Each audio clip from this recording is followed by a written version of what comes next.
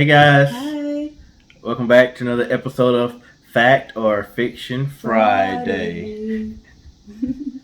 I'm Brandon, I'm Shanae. and we have a good one for you.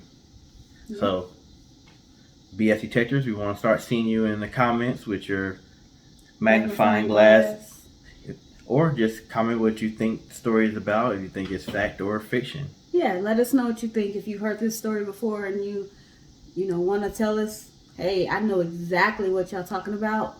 Or if you want to be more discreet, go ahead and just drop that magnifying glass down there.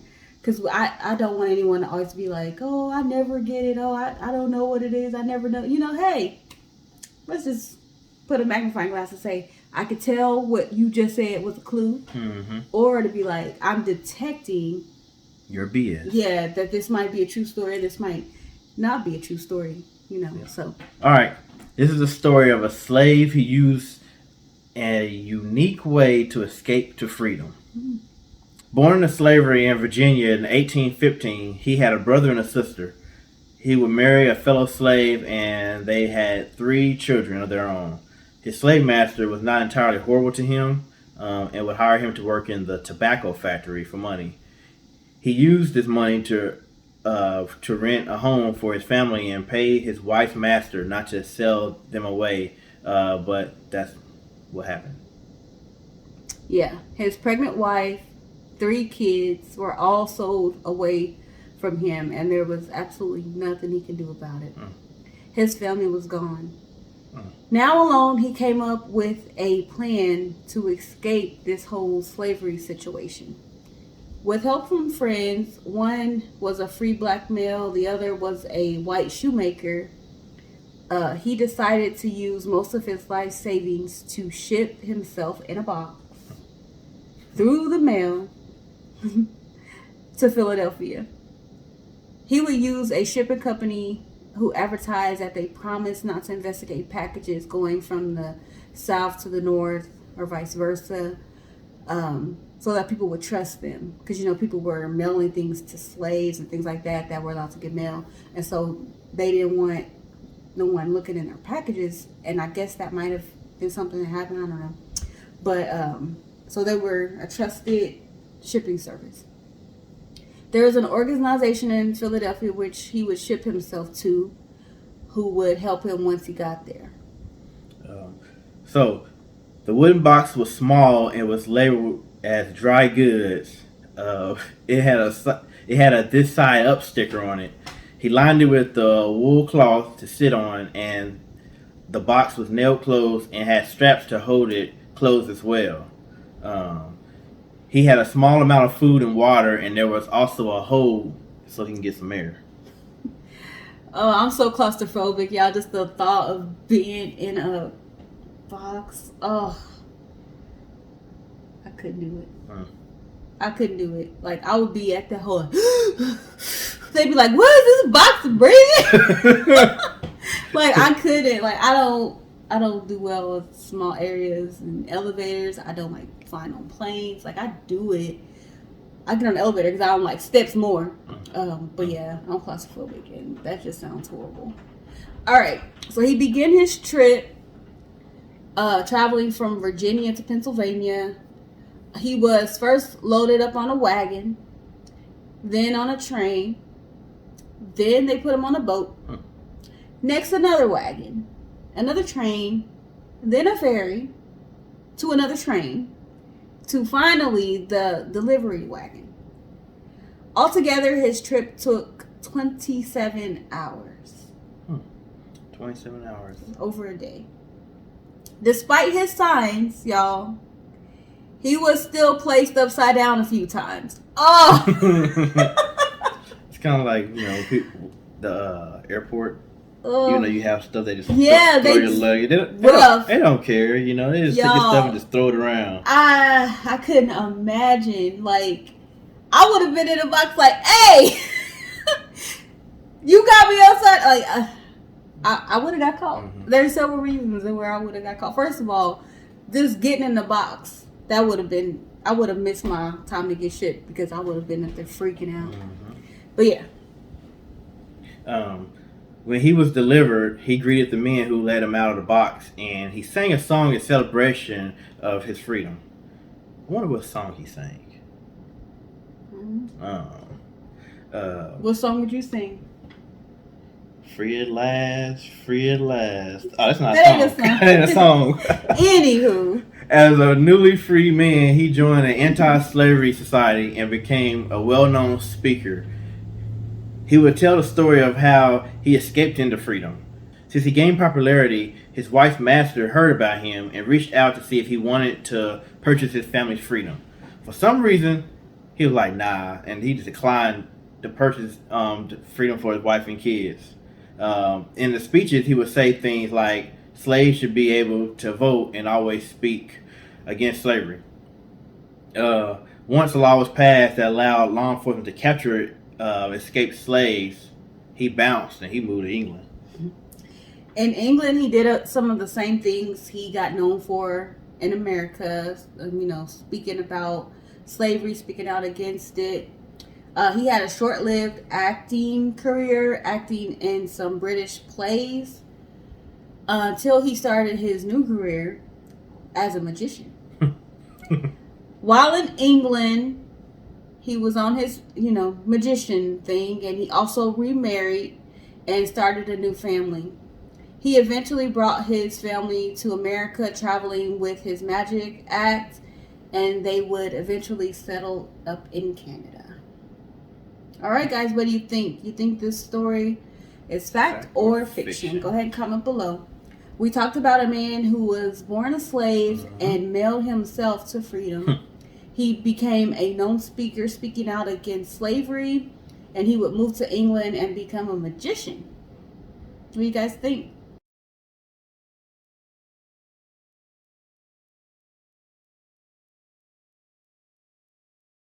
All right. This story is fact. Got some of y'all on this one. This is the story of Henry Box Brown. He got the nickname Box because, well, he really did mail himself to freedom in a box, a wooden box. He wrote a book about his life, and there are other books about him. He spent, his final years up in Canada, and he passed away in Toronto, Ontario on June 15th, 1897. All right, guys, that's our story. I recommend, if you never heard this, to Google it and find out some more information about this guy. I never learned about him in school, so thought he had a pretty interesting story. Yeah. It was interesting. He didn't care to buy his family. He got his freedom. I get it. You get out. I wonder reach why. back to bring. You're supposed to reach back to get those that left behind. I just get out and forget everybody. Yeah, I wonder if either the price was too much, or maybe as a free man he just didn't want to be with her. Because slaves, their marriages weren't legal under the law of the country. They were a spiritual marriage. So maybe he just felt like he wasn't really married. At that point, he had 3 kids. Was it 3 or 4 kids? I think his wife was pregnant. 3 kids, their own. Yeah, 3 kids, and then 1 on the way when she got sold. Wasn't even no child support. Wouldn't take care of the kids. Yeah. I mean, deadbeat dad. Yeah, pretty much. I thought that was kind of strange, but it doesn't say why. I couldn't find a reason why he didn't get his family. The only thing I could think of was maybe he couldn't afford to. Yeah, I mean, save his penny. I mean, I guess he saved all his money to get out of slavery. Because he used most of his life savings. I was always under the impression that slaves didn't get paid. I guess their masters took care of them. The necessities, but they didn't get paid. I mean, he got paid. So yeah, that was. He married a woman, I guess, from another plantation, and when he got the job, he was able to get them a place for her to come and live with him. So I don't know if maybe she wasn't working anymore, and the guy wasn't making any money off of her, and that's why he sold her. The only money he was making was what Henry Brown was giving him. So or maybe he thought he spent enough money on her. It doesn't. I don't really know how long they lived together in that house.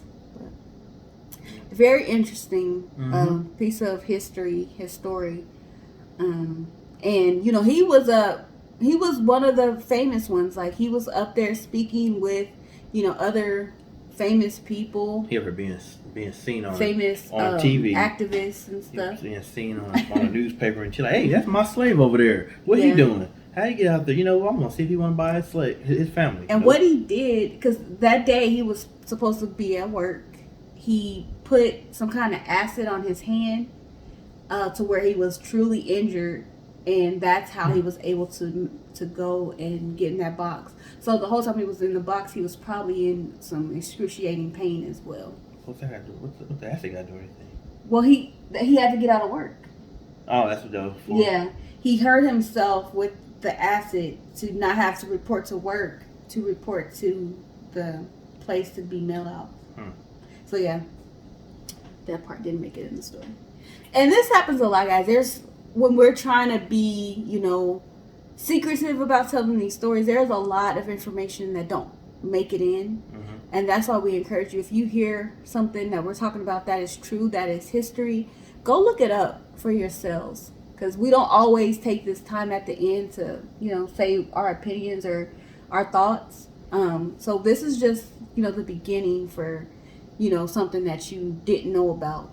Because I think, you know, history like this, I should have learned about him in school, but I didn't. And I would remember, even though I slept through history, I would remember this. Exactly, it's so unique. And a lot of people like didn't like that he would detail how he mailed himself because they were scared that other people would try to do it. But a lot of slaves didn't have money like he did. They didn't work for money. So a lot of people would not have been able to do it unless someone paid for them to do it. The thing that was weird to me, I don't know, it just stood out, was he became a magician. I know, it's so funny. It's so random, like out of a magician. I mean, like I like the magic show. Don't get me wrong, whatever, but he became a magician. I know. I couldn't even say it with a straight face. Yeah, a magician. Yeah. I wonder if it was good. We recently went to a magic show and this guy loved it. Yeah, I was up there. Get out of my way. Just, you know. We had like front row seats. Yeah, I wanted to get up there and take a picture and learn to go behind the scenes and learn the different secrets, but you know. Yeah, it was cool though. I'd never seen live. I mean, I've seen live magic like on the streets, like in New Orleans, but as far as like a production, I always wondered if it really is as quick as it is on TV, like instantaneous, and it was. Yeah, it was nice. Yeah. Yep. So. All right, guys, we've rambled enough. I don't know why we're still talking to us today, but thank you guys so much for stopping by our channel. Yep. The BS Station. Yep. Go ahead and subscribe if you're not. Hit that notification bell because we're uploading on Fridays and our other videos throughout the week. And we appreciate you guys so much. Yep, like, share, word of mouth.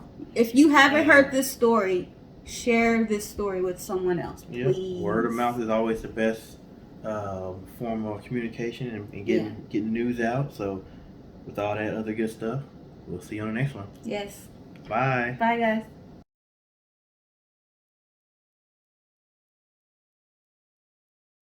All right. This is a story of a slave who used a unique way to escape to freedom. Born into slavery in Virginia in 1815, he had a brother and a sister. He would marry a fellow slave and have 3 children of their own. His slave master was not entirely horrible to him and would hire him to work in the tobacco factory for money. So was he really a slave? Was he getting paid? Yeah, I think his slave master owned the factory. So. Okay. Maybe. I don't know. That's my assumption. If this... Anna, you making the story seem true? Sorry, I can't say that because it does make it seem true. Cut that out. Okay. All right. He would tell the story of how he escaped into freedom. Since he gained popularity with his wife's master, when his wife's master heard about him, he reached out to see if he wanted to purchase his family's freedom. No, I read that wrong. We're going to go ahead and get started with today's story. Ship the whole thing.